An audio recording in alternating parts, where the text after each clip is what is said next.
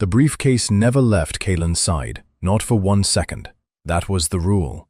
In 11 years of moving stolen art through half the underworld's private galleries, Kaelen had learned exactly one unbreakable law. The moment you stop touching the prize, someone else starts touching it for you.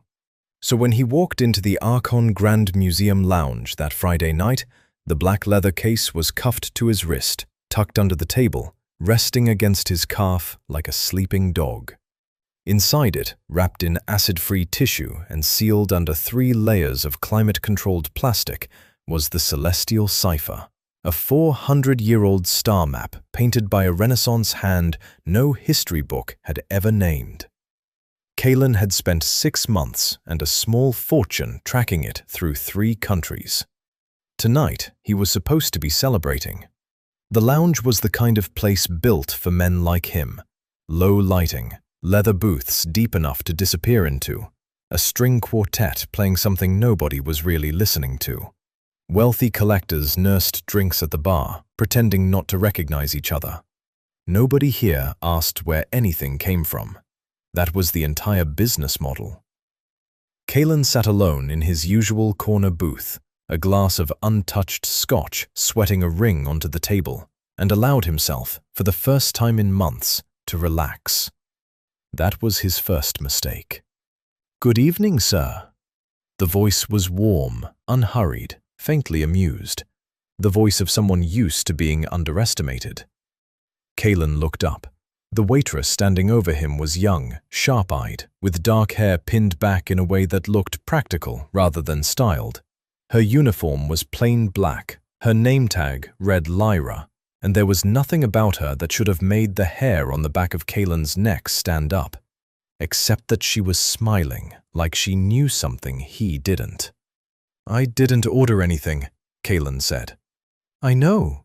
Lyra set down a small, folded receipt, face down, beside his glass, the kind of gesture a server makes 100 times a night without anyone thinking twice about it.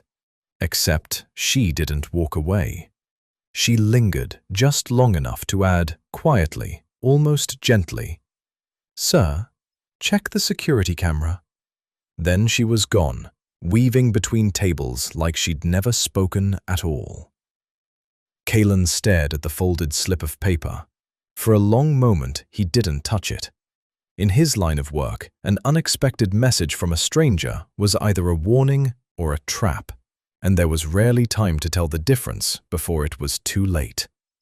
His hand drifted, instinctively, to the case cuffed to his wrist. Still there, still locked, still his. He unfolded the receipt. No prices, no items, just 7 handwritten digits. A camera feed code. Every private lounge in the city ran on the same security network. One Kaelen had paid good money to have monitored on his own tablet for exactly this kind of night. He pulled the device from his jacket, entered the code with fingers that were suddenly not quite steady, and the screen blinked to life. He expected to see a rival spotter, a tail, maybe one of Renner's men, casing the room the way Kaelen had cased 100 rooms before tonight. He was already running through exits, calculating how fast he could move with the case still cuffed to his arm. What he saw instead stopped his breathing entirely. The camera was angled on the far end of the bar, where a heavy-set man in a grey suit sat with his back mostly to the room. Kaelen knew that back. He knew that suit. Alaric Vane, broker, forger's patron, and the single most dangerous man in the city's black market for stolen antiquities, was sitting 40 feet away, sipping a martini like he owned the building. And resting on the bar in front of him, half unrolled beneath a folded newspaper that fooled absolutely no one who knew what to look for, was a canvas. Kaelen's stomach dropped through the floor. He knew that canvas. He knew the exact faded gold of that particular pigment, the hairline crack running through the upper left corner where the original frame had warped centuries ago. He'd stared at photographs of it for 6 months. He'd paid a forger enough money to retire on for a flawless reproduction. The real celestial cipher was sitting on a bar top 40 feet away, which meant the one cuffed to his wrist, guarded like a heartbeat, insured against fire and theft and every disaster he could imagine, was a decoy. A very, very good one. Good enough to fool him. Which meant someone had built it specifically to fool him. Someone who knew his habits, his contacts, his exact routine down to the minute he'd walk through that door. Kaelen looked up from the tablet, scanning the room for the waitress who had just handed him the worst piece of information of his career. Lyra was nowhere in sight, but somehow he already knew this wasn't over. It hadn't even started. Kaelen didn't run.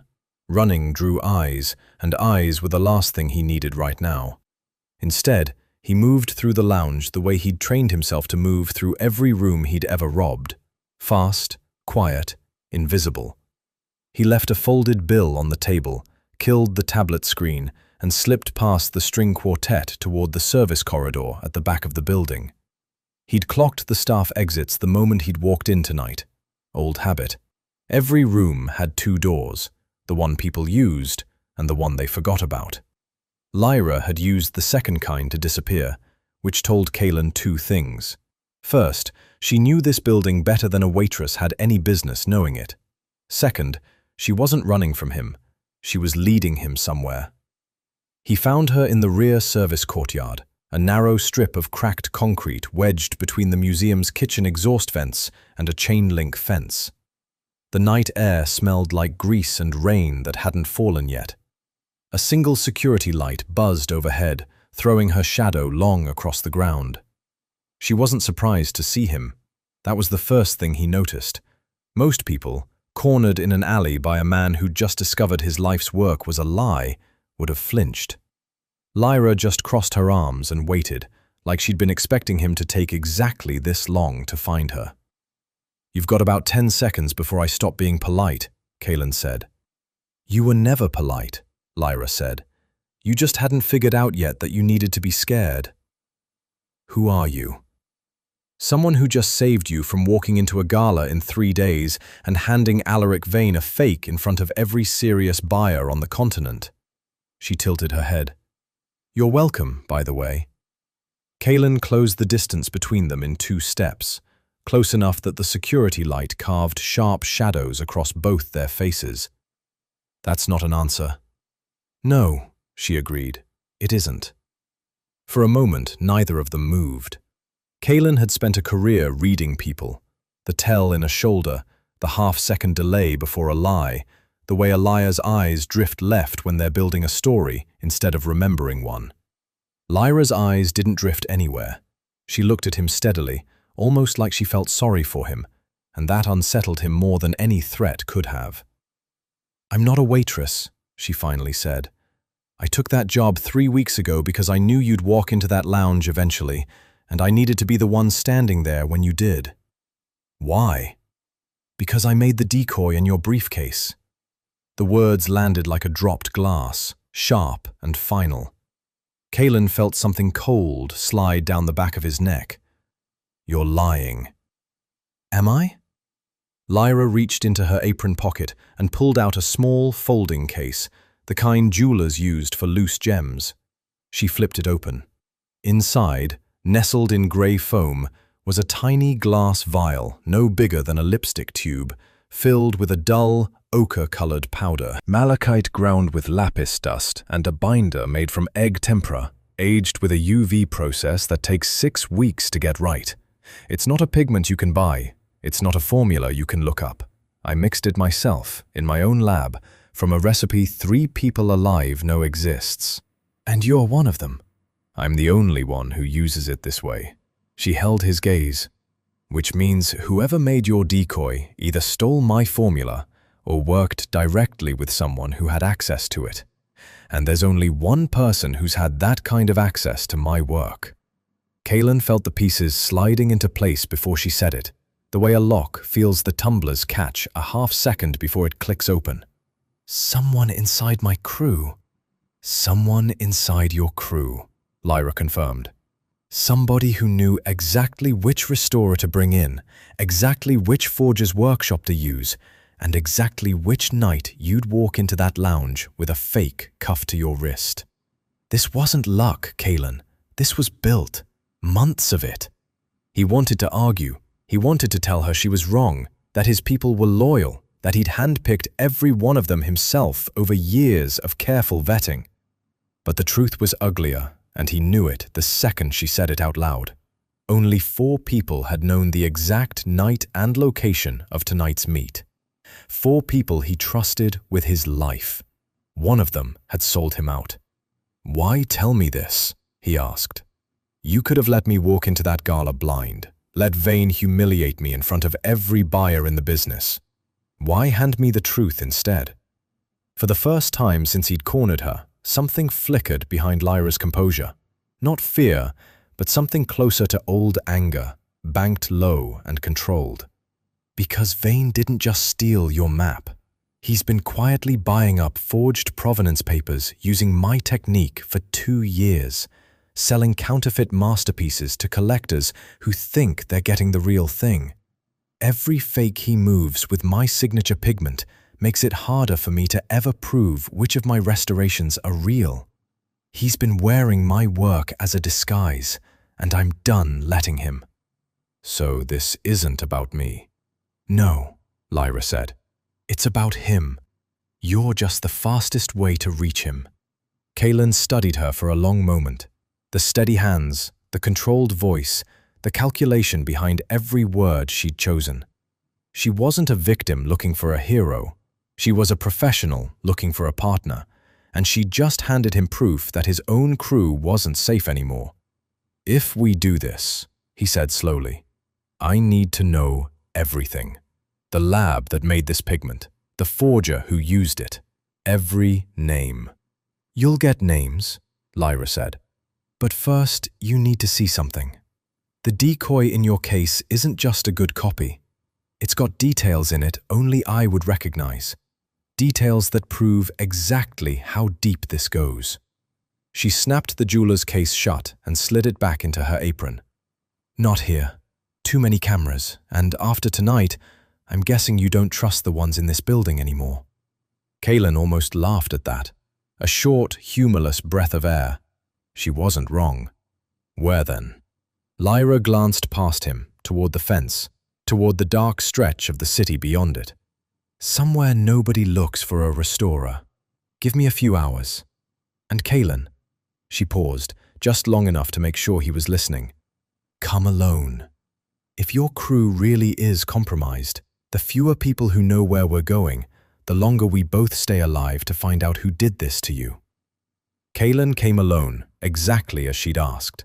It went against every instinct he had, walking into a stranger's territory unarmed of backup, carrying the one piece of evidence that could ruin him if it fell into the wrong hands. But 4 people he trusted had known about tonight, and one of them had already betrayed him. Backup wasn't safety anymore. Backup was a variable he couldn't control. The address Lyra had given him led to a rusted service door in the Old Town district, tucked beneath a shuttered print shop that looked like it hadn't opened in a decade. No sign, no buzzer, just a keypad worn smooth from use and a narrow stairwell that smelled of turpentine and old paper. "You actually came," Lyra said when she opened the door, like she'd genuinely wondered if he would. "You said you had proof. I don't walk away from proof." She led him down into a space that stopped him mid-step the moment he saw it. What looked, from the street, like an abandoned basement opened into a full restoration studio. Long steel tables, shelves of pigment jars organized with obsessive precision, easels holding half-finished canvases under soft daylight lamps. In the far corner sat a humidity-controlled cabinet, the kind museums used for their most fragile holdings. This wasn't a hideout.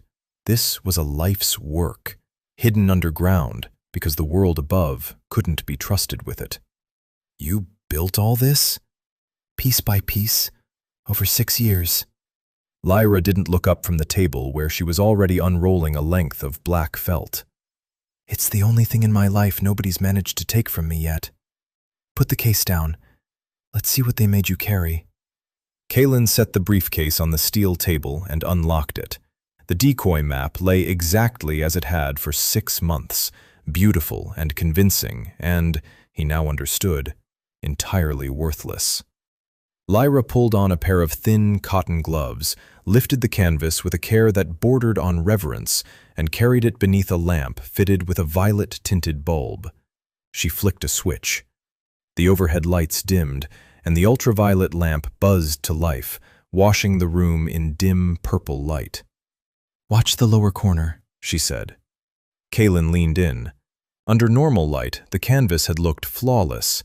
Aged pigment, hairline cracks, even the faint warping of old canvas fiber. Under the UV lamp, something else emerged. A faint constellation of pale marks, invisible to the naked eye, scattered across the corner where the original artist had supposedly signed his work centuries ago. "What am I looking at?" "A signature," Lyra said quietly. "Except it's not the original master's mark. It's mine." Kaelen's head snapped toward her. "Yours?" "Every restorer leaves something behind. A tiny mark, invisible under normal conditions, that proves the work passed through their hands. It's how we protect ourselves. How we prove later that a piece was authenticated, or in my case, deliberately altered." She traced a gloved finger just above the canvas, careful not to touch it. "That mark is mine, which means I didn't just supply the pigment used on this decoy. Somebody used my actual restoration technique, my exact signature pattern, to build this fake." "You said you didn't make this." "I didn't." Her voice had gone tight, controlled in the way people control themselves when they're furious and refuse to let it show. "But somebody who trained under me did. There are exactly 2 people alive who know how to replicate that mark well enough to fool anyone but me. One of them is dead. The other one works for Alaric Vane." The room felt smaller suddenly. Kaelen thought of the 4 names in his head, the 4 people who'd known the exact time and place of tonight's meet, and felt the shape of the betrayal sharpen into something almost visible. "So it's not just my crew that's compromised, it's yours too." "It was never my crew," Lyra said. "It was my student, someone I trained, trusted, and let walk out the door with everything I taught her. She's been working for Vane for over a year, feeding him restoration secrets I thought were safe." She set the canvas down with more force than the moment called for, then caught herself and softened her grip immediately, old habits protecting even a worthless fake. "This isn't a coincidence, Kaelen. Whoever's inside your crew and whoever's working for Vane on my end, they're connected. Someone built this whole operation to hit both of us at the exact same time." Kaelen turned that over, feeling the size of it settle. This wasn't a single betrayal. It was a coordinated one, aimed at 2 separate operations that had never crossed paths until tonight. Why? What does Vane get out of humiliating both of us specifically?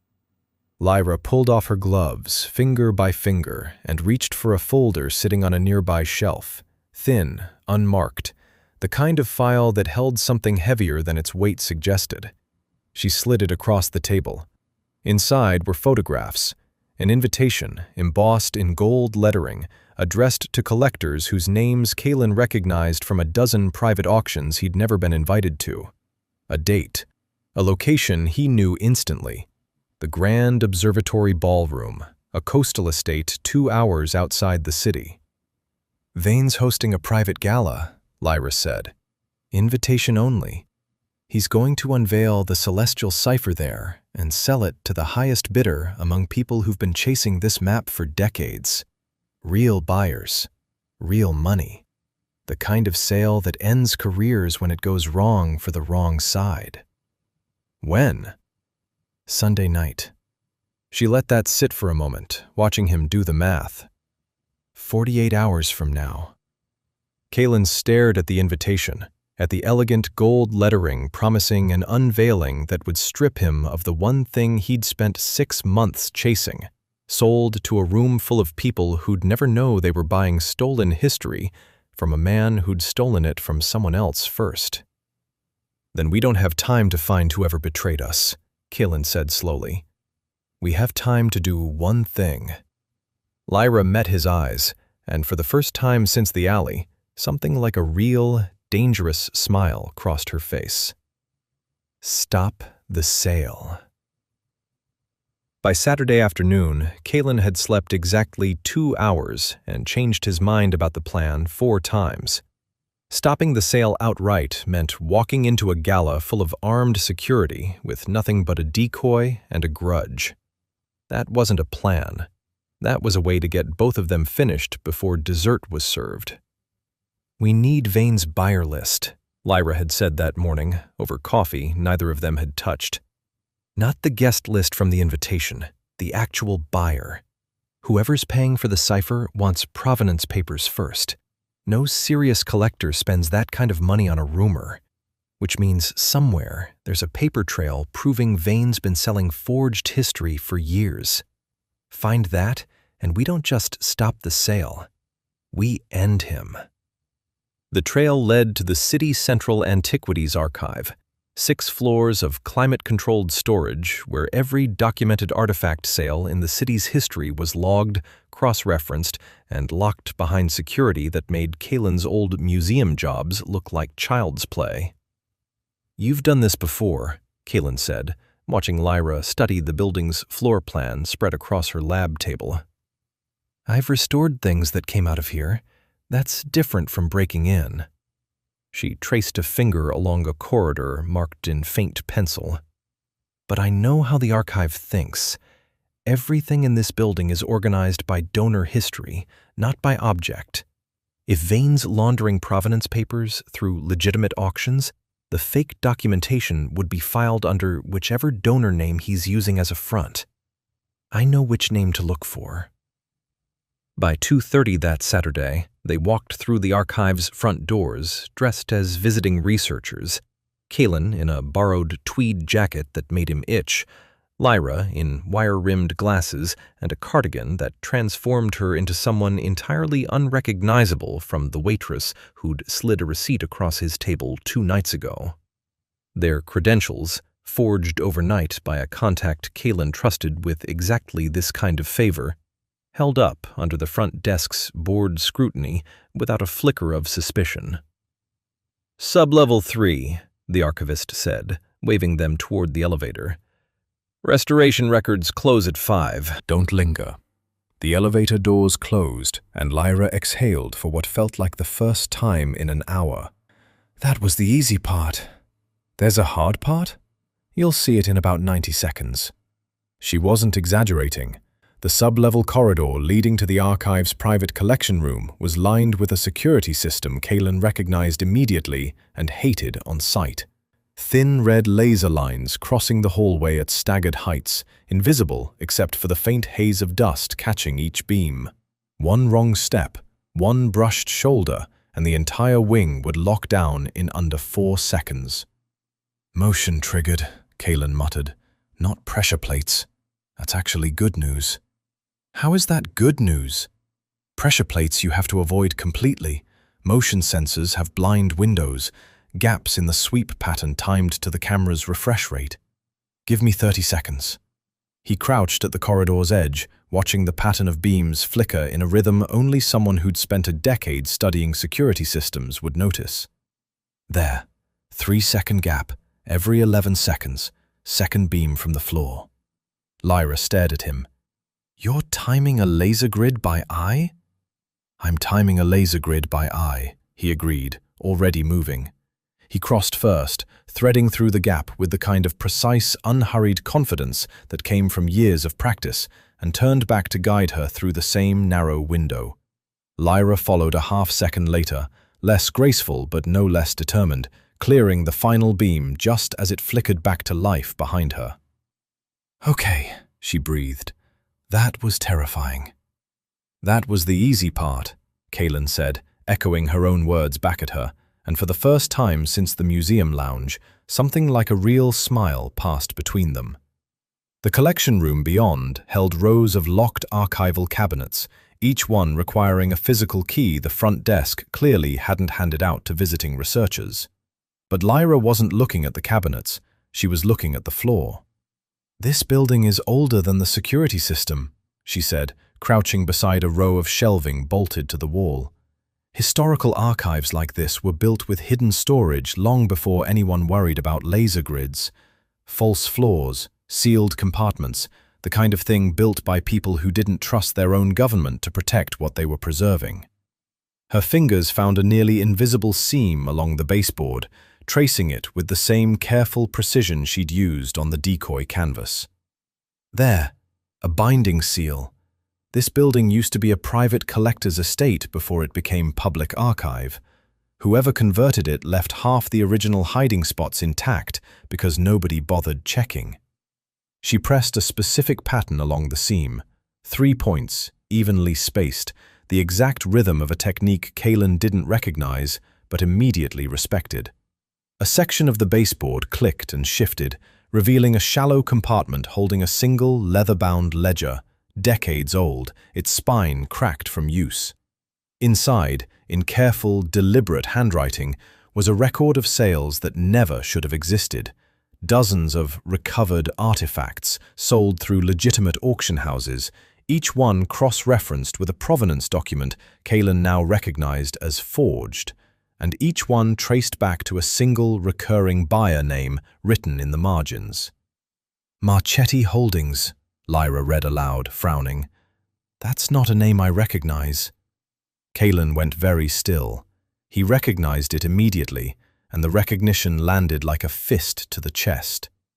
Marchetti Holdings was the shell company his own second-in-command used to launder payments for jobs too sensitive to run through official channels. The betrayal in his crew had a name now, and it belonged to someone he'd trusted since the beginning. Kaelen didn't say the name out loud until they were back in the car, doors locked, the archive 4 blocks behind them. "Rourke," he said finally. "Marchetti Holdings is Rourke's shell company. He's my second, has been for 6 years." Lyra watched him from the passenger seat, letting the silence sit exactly as long as it needed to.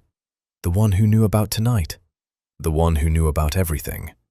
Kaelen's hands stayed steady on the wheel, but his voice had gone flat in a way that scared him more than shouting would have.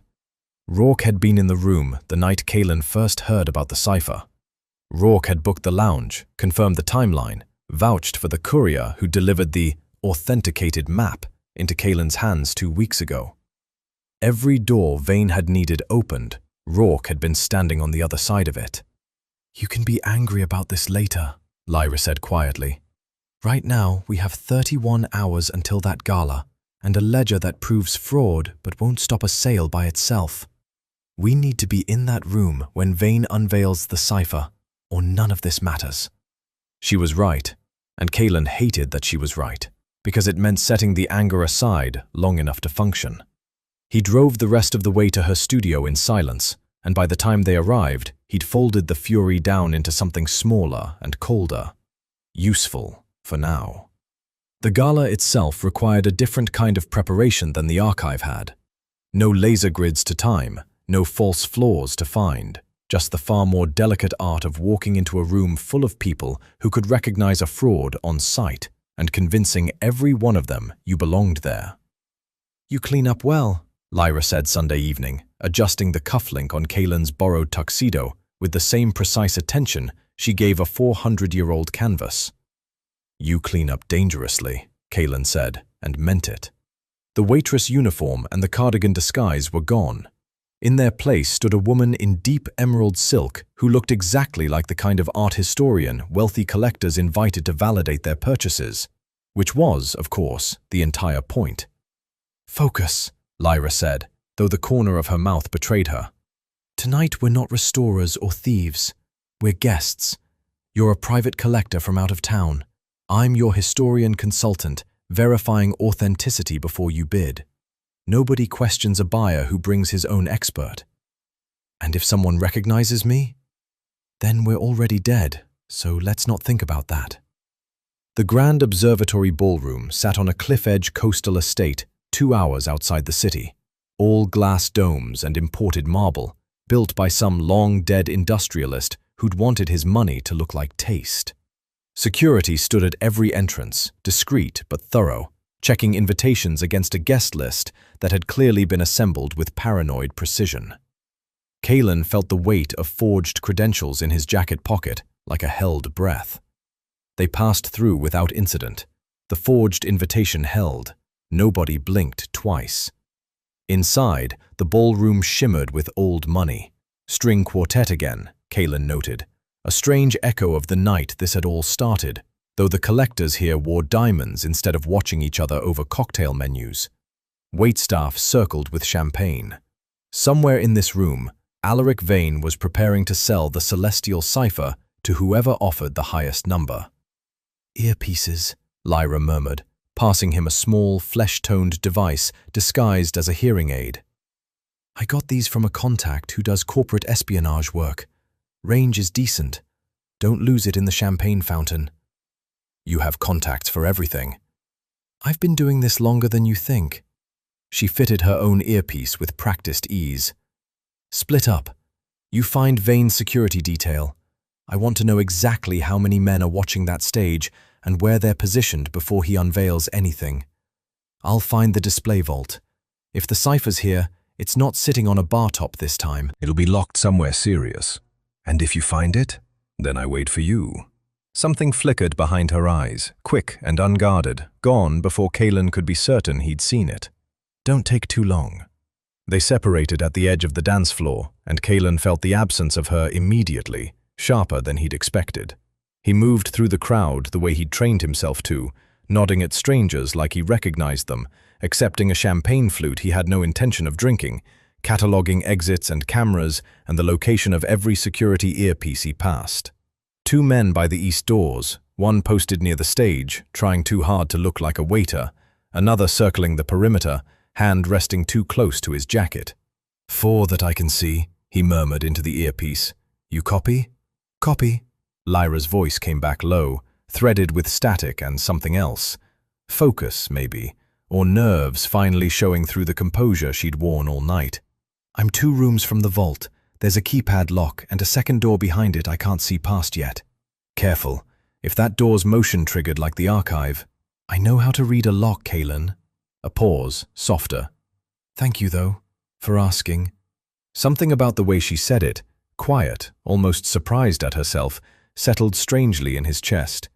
He hadn't expected to notice her voice changing register between one sentence and the next.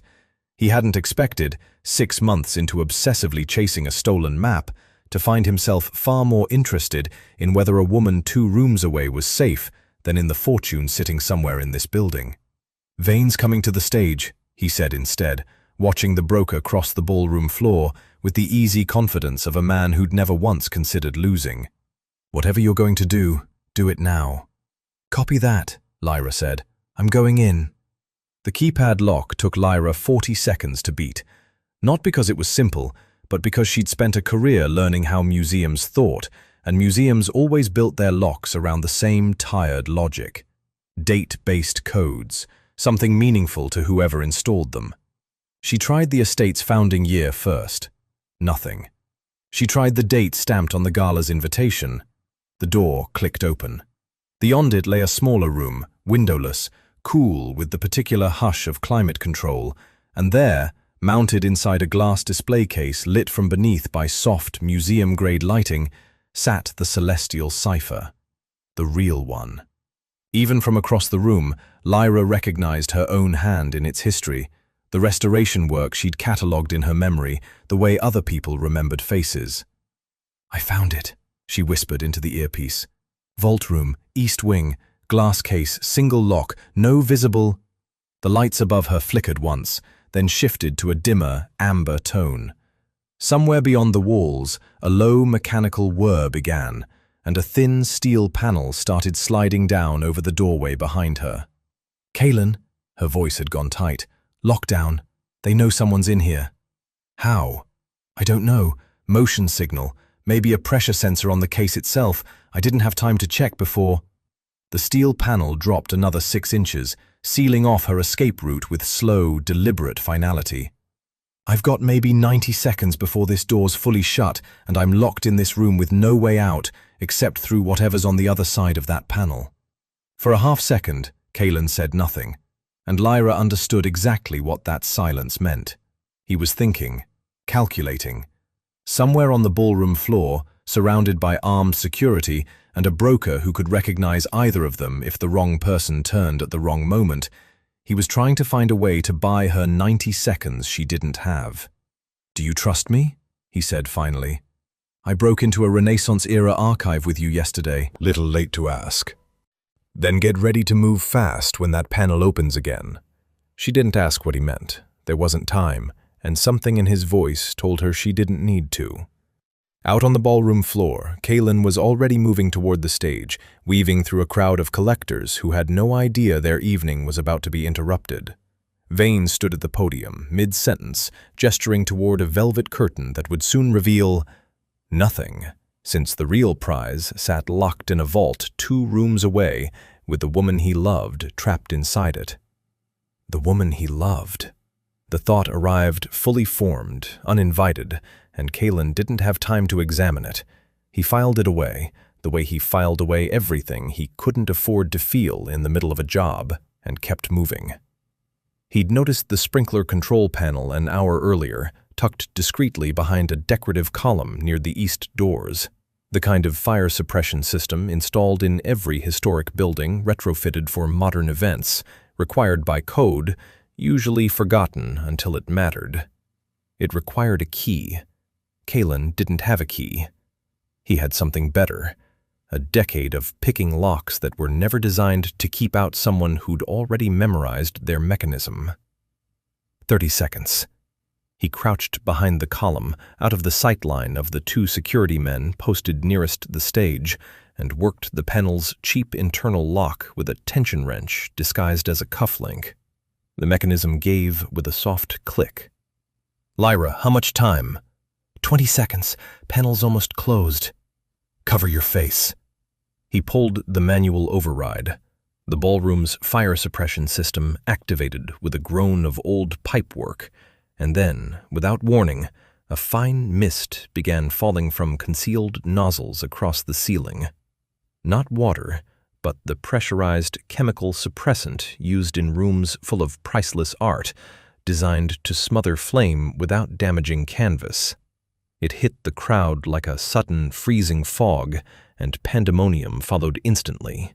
Diamonds and silk gowns were not built for chemical mist. Screams rose over the string quartet's confused, sputtering final notes. Security men who'd been watching the stage abandoned their posts to check on Vane, on the crowd, on anything except a locked vault room 2 corridors away that nobody had time to think about anymore. In the chaos, the vault's mechanical lockdown system, tied into the estate's central alarm network, which had just been triggered by the fire suppression override, reversed itself. The steel panel that had been sealing Lyra inside shuddered, hesitated, and slid back open. She didn't waste the opportunity wondering how it happened. She grabbed the jeweler's case from her clutch, worked the display lock in under 15 seconds, and lifted the genuine celestial cipher free of its mount, replacing it instantly with the museum-quality decoy she'd carried in specifically for this moment. The same one that had fooled Kaelen for 6 months, now serving a very different purpose. She slipped through the vault door into the corridor just as the first security guards, coughing and drenched, began sweeping the hallway for whoever had triggered the lockdown. "I'm out," she breathed into the earpiece, tucking the rolled canvas into a hidden lining sewn into her gown for exactly this purpose. "I'm out. I have it. Where are you?" "Ballroom floor," Kaelen said, already moving to meet her, weaving through soaked, panicking guests with the calm of a man who'd caused the panic himself. "Head for the east terrace. Don't run. Everyone here is already running. You'll blend in better walking." "Kaelen?" Her voice cracked just slightly, adrenaline finally breaking through composure. "That actually worked." "Don't sound so surprised," he said. "I told you to trust me." But as he said it, scanning the chaos for her face among the 100 soaked, glittering strangers, Kaelen already knew the hardest part of the night, wasn't behind them. Vane hadn't seen the switch yet. When he did, there would be nowhere in this building safe enough to hide. They almost made it. The east terrace opened onto a narrow spiral staircase leading up into the estate's observatory tower. Not the way out, but Kaelen realized his mistake only after they'd already climbed 2 flights, chased upward by the sound of security radios crackling louder behind them. Wrong direction. In the chaos of mist and screaming guests, he'd led them away from the exits instead of toward them. "This is a dead end," Lyra said, breathless, as they reached the top of the stairs and found themselves in a circular glass room ringed with brass telescopes and star charts mounted behind protective panels. The observatory's namesake chamber, beautiful and utterly inescapable. "I know." Kaelen turned, already scanning for another way down. There wasn't one. "Well," a voice, unhurried and amused, drifted up the staircase behind them. "Isn't this a lovely place to have our conversation?" Alaric Vane emerged into the starlight room alone, no security flanking him, which told Kaelen immediately how confident the man was that he didn't need backup for this. Vane's tuxedo was still crisp despite the chaos below, his expression the calm, patient look of a man who'd already won and simply wanted to enjoy watching his opponents realize it. "I have to admit," Vane said, closing the distance slowly, unhurried. "The fire suppression trick was clever. Cost me quite a bit in water damage to a room full of 18th century upholstery. But you didn't actually think a working sprinkler system was the only security measure protecting my vault, did you?" Kaelen's stomach tightened. "What did you do?" "Nothing yet." Vane's gaze shifted past him, settling on Lyra with something almost fond, almost sad. "Hello, Lyra. It's been a long time since Prague." The name of the city landed on Lyra like a slap. Kaelen watched something shift behind her eyes. Not fear exactly, but the particular stillness of someone bracing for a wound they'd known was coming eventually. "You knew each other," Kaelen said, not a question. "She worked for me once," Vane said, before Lyra could answer. "Years ago, before she decided her conscience was worth more than the money. She restored 3 pieces for a private collector I represented. Beautifully, I might add, her best work. Except the collector's provenance papers were, shall we say, creative. She knew. She restored them anyway, because I paid well, and she needed the money to build that little studio of hers." His smile sharpened. "Tell me, Lyra, does Kaelen know his new partner has spent the last 6 years quietly repairing stolen masterpieces for people exactly like me? Or did you leave that part out when you recruited him to play hero?" The silence that followed felt enormous.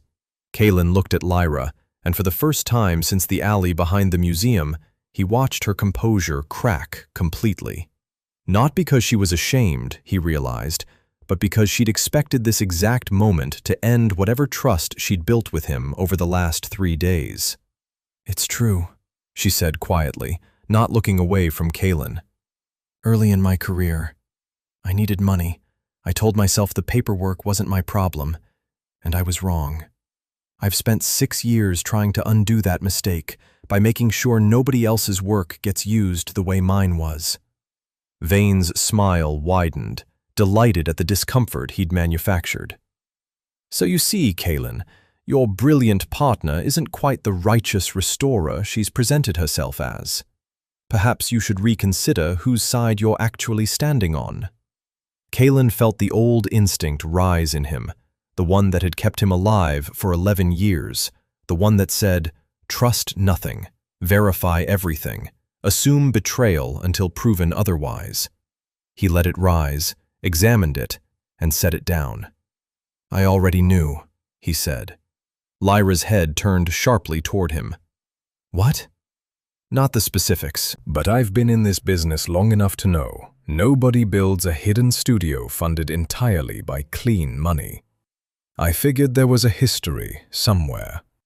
Kaelen kept his eyes on Vane, refusing to give the broker the satisfaction of watching Lyra's reaction instead. "Doesn't change what happened in that lounge," Doesn't change the ledger sitting in an archive with your buyer's name written in it. You don't get to use her past as a weapon against her when you're the one who's been laundering forged history through half the collectors in this city for 2 years.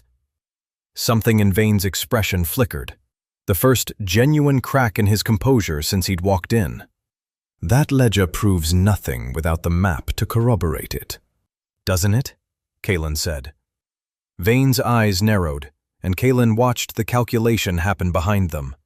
The sudden, dawning understanding that the confidence he'd walked in with might have been misplaced. You switched the display. She switched the display, Kaelen corrected. 20 minutes ago, while your entire security team was busy toweling off chemical mist from a fire suppression system, I triggered specifically to give her the window to do it. Vane's hand moved toward his jacket, reaching, Kaelen was certain, for whatever authentic reproduction he'd kept as backup for exactly this scenario. But Lyra was already moving, faster than either man expected, pulling free the rolled canvas she'd hidden beneath her gown's lining and holding it just far enough from Vane's reach to make the threat of destroying it entirely credible. "Here's what happens now," she said, and her voice had lost every trace of the crack from a moment ago. "You let us walk out of this tower. In exchange, the ledger stays quiet, the real cipher disappears somewhere you'll never find it, and the decoy currently sitting in your vault, the one with my signature watermark buried in the pigment, becomes your problem to explain to every collector who paid for provenance photographs tonight." And if I refuse? "Then I drop this over the terrace railing right now," Lyra said, "and neither of us gets what we came for. Your choice, Alaric. But you should probably decide quickly. I imagine your security team will reach this staircase in about 30 seconds. Vane's jaw tightened, calculating odds Kaelen could see him losing in real time. Behind them, the sound of boots on the spiral staircase grew unmistakably louder. Vane didn't answer right away. He was still calculating, still searching for an angle that let him win, when the first security radio crackled to life on the floor below. Not responding to the standoff in the tower, but to something far more immediate. "Sir!" The voice on Vane's earpiece was tinny but unmistakably alarmed, loud enough that even Kaelen caught fragments of it. "Sir, we ran an authentication scan on the display case as protocol after the lockdown. The piece inside, it's flagged. Pigment composition doesn't match the cataloged original." Vane's face went the color of old paper. "They know," Lyra said quietly, watching the color drain from him in real time. "Your own security just confirmed what's in that vault is a fake, Alaric. In about 90 seconds, every buyer downstairs is going to hear the same thing, and there's no amount of charm that talks your way out of that." Vane's composure cracked entirely then, the polished broker persona sliding off him like water off glass, replaced by something uglier and far more desperate. "Take them," he snapped into his own earpiece, no longer bothering with pretense. "Both of them, now, before they reach the grounds." "Run," Kaelen said, already moving. They didn't take the stairs. Kaelen had clocked the observatory's maintenance ladder on the way up, a narrow, half-hidden service access built for telescope repairs, bolted along the tower's exterior wall and dropping straight down to the estate's lower terrace. It was reckless. It was also faster than fighting through a stairwell full of security men who now had explicit orders to stop them by any means available. They hit the ground level in under a minute, breathless, Lyra's gown torn at the hem from the ladder's rough edges, the rolled canvas still clutched tight against her ribs. Kaelen's car was exactly where he'd left it, tucked at the edge of the estate's overflow lot beneath a stand of coastal pines, a vintage sports car he'd restored himself over 2 patient years, chosen tonight specifically because nothing about it announced money the way the rest of the gala's guest list had. "Get in," he said, already sliding behind the wheel. Headlights swept across the lot behind them before Lyra had even closed her door. 2 black SUVs, engines already screaming, cut across the gravel in pursuit. "They're fast," Lyra said, gripping the door handle as Kaelen threw the car into gear and sent gravel spraying behind them. "They're heavy," Kaelen corrected, pulling onto the coastal highway with a speed that pressed her back into the seat. Armored security vehicles, great for stopping bullets, terrible for cornering. The coastal road unspooled ahead of them in a ribbon of hairpin turns cut into cliffside rock, the ocean a black, restless presence far below the guardrails. Kaelen drove it like he'd memorized every curve years in advance, downshifting into turns the SUVs behind them couldn't match, letting the gap between them stretch and snap back as the pursuing vehicles fought their own weight through corners built for something lighter. "You've driven this road before," Lyra said, bracing against the dash as the car snapped through a blind curve. "Once. Recon. Before the museum job. I like to know my exits." He glanced at the rearview mirror, watching the SUV's headlights swing wide through the turn behind them, losing precious seconds. "They're going to try to box us in before the harbor. There's a checkpoint bridge up ahead, narrow, single lane. If they get there first, we're finished." "Then don't let them get there first." Kaelen didn't answer. He pressed the car harder into the next straightaway, engines screaming, watching the gap widen just enough. The bridge appeared ahead, narrow and unlit, and he crossed it a full 5 seconds before the first SUV reached the same stretch. Just enough time to see, in his mirror, the pursuing vehicle forced to brake hard behind a produce truck lumbering onto the bridge from the opposite direction, unaware it had just become the most useful obstacle of the night. The road dropped toward the harbor docks minutes later, and Kaelen cut the headlights, letting the car coast the final stretch into a maze of shipping containers and idle cargo cranes, the SUV's engines still audible somewhere behind them, searching. "Dead-end dockyard," Lyra said, reading the layout with a frown. "Kaelen, this is a trap. If they corner us here—" "They're not cornering us." Kaelen pulled the car into a narrow gap between two towering stacks of containers, cutting the engine, killing every light. "We're cornering them." He'd studied this dockyard on the drive out that afternoon, the same obsessive habit that mapped every exit in every room he ever entered. One access road in, one access road out. A perimeter fence too high to climb without equipment, patrolled at odd intervals by harbor security, contracted to a shipping conglomerate that took trespassing extremely seriously. The SUVs rolled into the dockyard's single entrance minutes later, headlights sweeping the container maze, hunting. Kaelen waited until both vehicles had committed fully to the dead-end lane before easing the sports car out from its hiding spot and blocking the only way back out. "Now what?" Lyra whispered. As if in answer, floodlights snapped on across the dockyard, harsh and sudden, followed by the low, authoritative crackle of a loudspeaker demanding both vehicles power down and remain in place. Corporate security, alerted 20 minutes earlier by an anonymous call Kaelen had placed the moment they'd cleared the coastal bridge, reporting suspicious vehicles trespassing on private harbor property. Vane's men were trapped between a locked perimeter fence, a blocked exit, and a security detail that had no idea they were watching the tail end of an art heist unfold, only that 2 unauthorized vehicles had no business being here. Kaelen exhaled, hands finally loosening on the wheel. Now we drive away very slowly, like people who have absolutely nothing to explain. Beside him, Lyra laughed, short, disbelieving, edged with the particular exhaustion of adrenaline finally draining out of a body that had spent the last hour running on nothing else. "You're insane."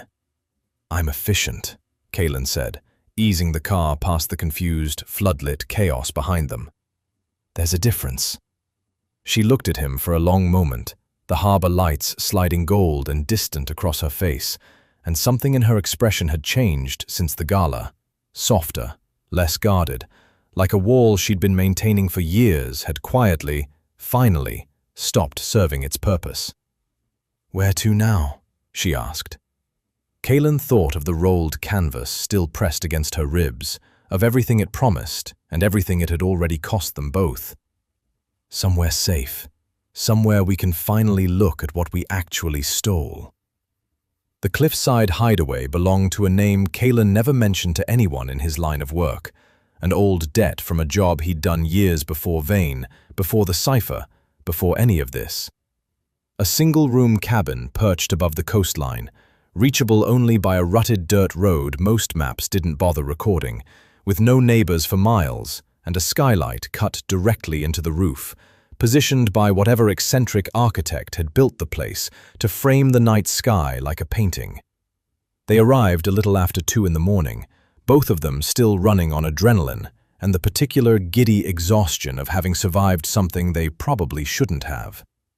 Lyra unrolled the celestial cipher across the cabin's single wooden table with the same careful reverence she'd shown every canvas Kaelen had watched her handle, though this time there was no need to hide her hands' faint trembling, not from exhaustion, from finally, after everything, holding the real thing. 400 years, she murmured, smoothing the canvas flat beneath careful fingers. 400 years, and it survived thieves, forgers, brokers, and 2 idiots who nearly died on a coastal highway to get it back where it belongs. Where does it belong? Kaelen asked, settling into the chair across from her. That, Lyra said, is exactly what we're about to find out. She'd explained the theory on the drive up, piecing it together from fragments of restoration history she'd studied years ago, half-remembered lectures about Renaissance star charts that weren't simply decorative but functional, navigational tools disguised as art, encoding information only visible under specific conditions the original artist had planned for centuries in advance. Most star maps from this period were meant to be read against the actual sky, she said, killing the cabin's single lamp until the only light came from the moon and a scatter of stars visible through the skylight overhead. Painters used real constellations as templates, then altered tiny details. A star slightly out of position, a line connecting patterns that don't actually exist in nature. Those alterations aren't mistakes, they're messages meant to be noticed by anyone who bothered to compare the painted sky against the real one. Kaelen looked up through the skylight, found the familiar shape of a constellation he vaguely recognized, then looked down at its painted twin on the canvas. For a long moment, nothing seemed different. Then he saw it. One star, rendered slightly brighter and slightly higher than its real counterpart overhead, connected by a hairline gold thread to another star equally displaced on the opposite side of the composition. There, he said, pointing. Lyra leaned over his shoulder, close enough that he caught the faint scent of turpentine and rain still clinging to her hair from the night's chaos. You found it faster than I expected. I spent 6 months studying photographs of this thing. Guess something stuck. She traced the thin gold thread with a fingertip hovering just above the surface, careful never to actually touch the fragile pigment. This isn't decoration. It's a deliberate misalignment, encoded against the real night sky at a specific date and location. Probably the artist's own observatory, centuries ago. If we can identify exactly which stars have been shifted and by how much, the pattern should resolve into something readable. It took them the better part of an hour, working by lamplight and moonlight in equal measure, Lyra identifying each subtle alteration with a restorer's practiced eye, while Kaelen cross-referenced star positions against a battered astronomy app on his phone, the two of them arguing gently over degrees and angles until the pattern finally clicked into place. Micro-engraved beneath the visible paint layer, invisible except under exactly this combination of angled moonlight and correctly aligned constellations, a series of coordinates emerged, so fine they'd been dismissed by generations of scholars as simple decorative flourishes. Coordinates, Lyra breathed, staring at the pattern now unmistakable beneath the canvas's surface. Actual geographic coordinates. Kaelen, this isn't just a valuable painting. It's a map to something else entirely. To what? She sat back slowly, working through implications Kaelen hadn't yet caught up to. The artist who painted this disappeared from historical record around the same time an entire private collection of Renaissance treasures vanished from a patron's estate. Pieces nobody's ever recovered. presumed destroyed or lost centuries ago. Every restorer in my field has heard rumors about a hidden cache, but nobody's ever found solid evidence it actually existed. Her eyes lifted to his, bright with something that looked almost like awe. This map might be the only real proof it does. Kaelen studied the coordinates a moment longer, feeling the weight of what she was suggesting settle into something almost too large to process after the night they'd already survived. So the cipher was never just about Vane's forgery scheme. It was always this. Vane doesn't know, Lyra said slowly, working through it as she spoke. He's been selling this as a valuable historical curiosity, worth a fortune to the right collector, sure, but he has no idea he's been sitting on directions to a lost treasure. If he'd known, he'd never have let it anywhere near a public auction. He'd have kept it locked away and pursued the coordinates himself. Which means we're the only two people alive who know what this actually is. Something passed between them then. Not the charged tension of the gala, nor the wary calculation of the alleyway 3 nights ago, but something quieter and more dangerous. The particular intimacy of two people who just discovered they were the sole custodians of a secret bigger than either of them had expected to carry. "What do we do with it?" Kaelen asked. Lyra looked down at the canvas, at the delicate gold thread connecting stars that didn't exist anywhere except in 400-year-old paint, and for the first time all night, her expression settled into something that looked like genuine peace. "We do the one thing Vane never planned for," she said. "We make sure the whole world finds out exactly what this is, before he ever gets the chance to hide it again." They didn't sleep. By dawn, Lyra had photographed every inch of the cipher's hidden coordinates under UV light, cross-referencing the encoded star positions against historical maps until she'd built something undeniable. Not just proof the treasure existed, but a paper trail linking Vane's forgery ring directly to the ledger they'd pulled from the archive 2 nights earlier. "The Metropolis International Art Expo opens this morning," Lyra said, packing the photographed evidence into a slim leather folio as gray light crept through the cabin's skylight. "Every major journalist covering the antiquities world will be there. Curators, historians, half the collectors who were at Vane's gala last night, still shaken and looking for someone to explain what actually happened to the piece they thought they were bidding on." "You want to hand this to reporters?" "I want to hand this to everyone," Lyra said. "Quietly leaking evidence to one journalist means Vane has time to bury it, buy silence, disappear the story before it ever runs. But announce it publicly, in front of the entire industry at once, with documentation nobody can dismiss as rumor." "He can't make it disappear," Kaelen finished. "There's no one buyer left to pay off. Everyone already knows." By 11 that morning, the expo's grand hall buzzed with the particular energy of an industry still processing scandal, hushed conversations about the previous night's gala rippling through crowds of dealers and academics who'd heard fragmented rumors, but nothing confirmed. Kaelen and Lyra walked in, not as thieves or restorers, but simply as 2 more attendees among hundreds, the genuine celestial cipher carried in a plain, unremarkable case that drew no attention whatsoever. They found the expo's central press conference already assembling near the main stage, cameras and microphones clustered around a podium where the expo's director was preparing opening remarks nobody would end up remembering. Lyra didn't wait for an invitation. She walked directly to the credentials desk, presented forged press badges Kaelen's contact had produced overnight, and within minutes, they stood at the edge of the gathered journalists with a story that would eclipse whatever the director had planned to announce. "Excuse me," Lyra said, raising her voice just enough to cut through the murmur of the room, unrolling the cipher across a display table positioned deliberately in full view of every camera present. "I think your morning schedule is about to change." What followed unfolded exactly as Lyra had calculated. The genuine canvas, displayed under portable UV lighting she'd brought specifically for this moment, revealed its hidden signature marks and encoded coordinates to a room full of journalists who understood immediately they were witnessing something extraordinary. Historians who'd spent careers chasing rumors of a lost Renaissance treasure watched, stunned, as Lyra walked them through the same discovery she and Kaelen had made hours earlier in a cliffside cabin. The misaligned stars, the hidden gold thread, coordinates that had waited 4 centuries to be noticed.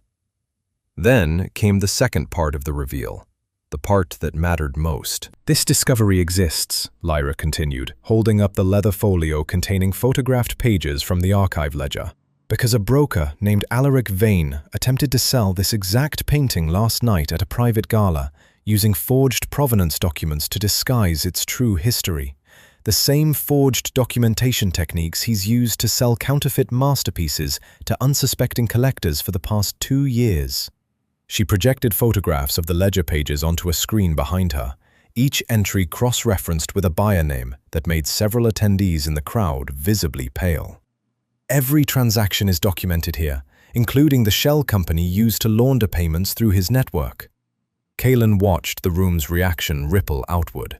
Shock, then fury, then the particular electric energy of an industry realizing it had been quietly defrauded for years by someone many of them had personally trusted. Somewhere in the back of the hall, he caught sight of a familiar face going white with recognition, a mid-level dealer who'd unknowingly purchased 3 counterfeit pieces through Vane's network, now understanding exactly what he'd been sold.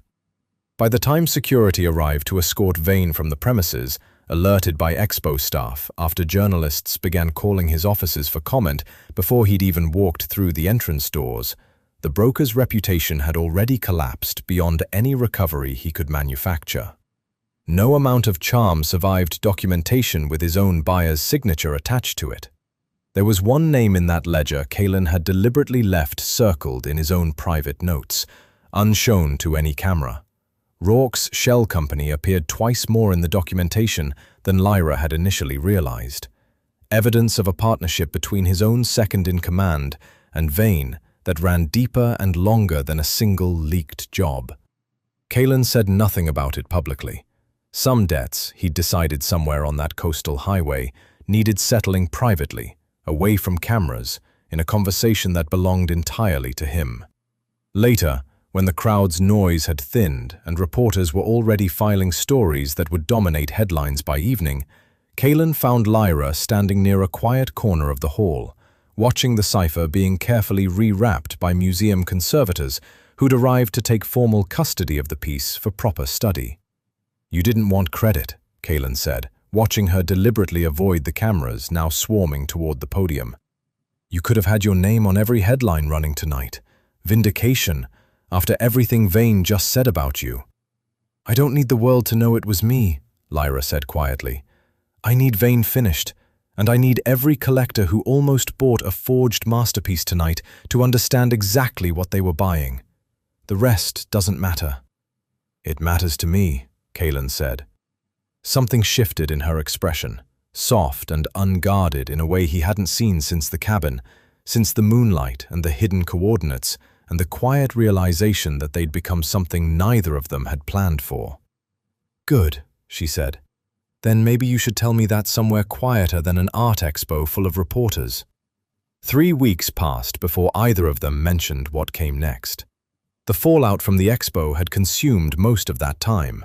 Investigators sifting through Vane's shell companies, journalists chasing every thread of the ledger's paper trail, museum conservators debating publicly over which institution deserved custody of the celestial cipher now that its true significance had reshaped an entire field of Renaissance scholarship overnight. Vane himself had vanished from public life entirely, his assets frozen pending an investigation that would likely take years to fully unravel. Kaelen had made one quiet phone call during that time, to a number Rourke would recognize immediately, and said nothing more about it to anyone. Some conversations belonged only to the people who needed to have them.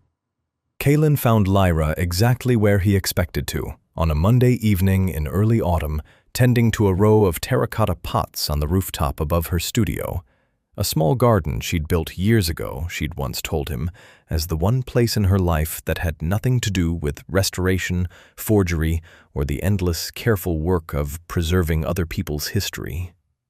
"You're early," she said, not turning around, though something in her voice told him she'd heard his footsteps on the stairs long before he'd said a word. "I brought something." Kaelen set down what he was carrying, a blank canvas, stretched and primed, still smelling faintly of fresh gesso, along with a folder thick enough that Lyra finally turned to look at both. "A canvas," she said, studying it with the particular scrutiny she brought to everything. "And paperwork. That's an unusual combination, even for you." "The canvas is for whatever you want it to be. No forgeries, no decoys, no hidden coordinates. Just something that's actually yours from the very first brushstroke." He nodded toward the folder. "That's a different kind of proposal." She opened it slowly, the last of the evening light catching the pages as she read. A partnership contract, drafted with more care than Kaelen usually gave anything on paper, outlining an arrangement neither of them had discussed explicitly, but both had clearly been circling for weeks. Equal terms, equal say, a shared operation built around recovery work that mattered, restoration that stayed honest, and a promise, written into the contract's opening clause in language Kaelen had spent an embarrassing number of nights getting exactly right, that neither of them would ever again walk into a job not knowing the whole truth from the person standing beside them. "You wrote a legal document about trust," Lyra said, looking up at him with an expression caught somewhere between amusement and something far more vulnerable. "I wrote a legal document because I'm terrible at saying things out loud," Kaelen said. "Figured this was a safer opening move." "And what happens after the opening move?" He'd thought about this moment more than he wanted to admit. On the coastal highway with security vehicles in his mirror, in the cliffside cabin under a sky full of 400-year-old secrets, in every quiet hour since the expo, when he'd caught himself wondering whether the past 3 weeks of silence meant she'd needed distance or simply time. He knew now it had been the second one.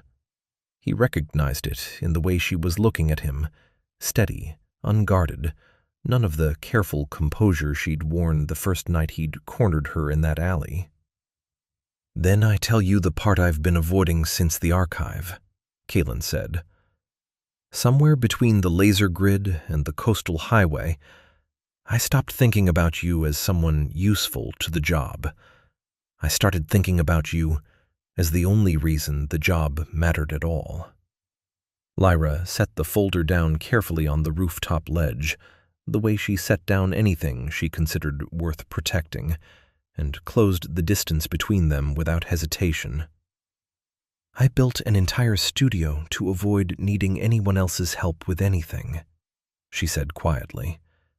"Then a thief walked into my lounge with a decoy cuffed to his wrist, and somehow that turned into the first partnership I've trusted in 6 years.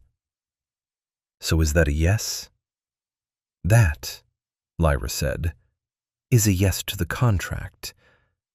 The rest of it?" She reached up, brushing a fleck of dried gesso from his jacket sleeve, the same careful, deliberate touch she used on every fragile thing she'd ever restored. "The rest of it? You're going to have to actually say. No paperwork this time."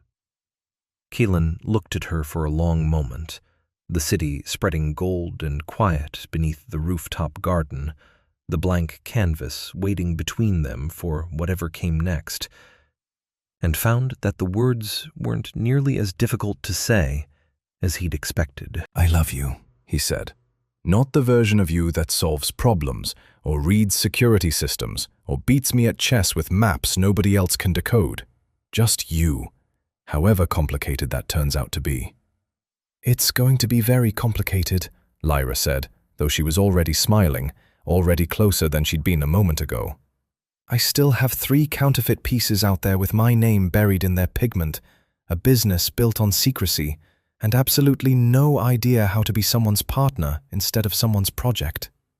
I've got a decade of experience being terrible at exactly that, Kaelen said. We'll figure it out together. The distance between them closed entirely then. The professional boundary they'd maintained since that first night in the museum lounge finally dissolving into something neither of them had planned for, and both had wanted since long before either would admit it. Below them, the city carried on, unaware that a 400-year-old secret had just reshaped an entire field of history, unaware that the man who'd chased it and the woman who'd exposed its truth had found something in each other worth building a future around. The blank canvas sat waiting on the ledge, and for the first time in either of their lives, neither of them felt any urgency to fill it with anything but exactly what came next. Honestly, together, and entirely their own. The end.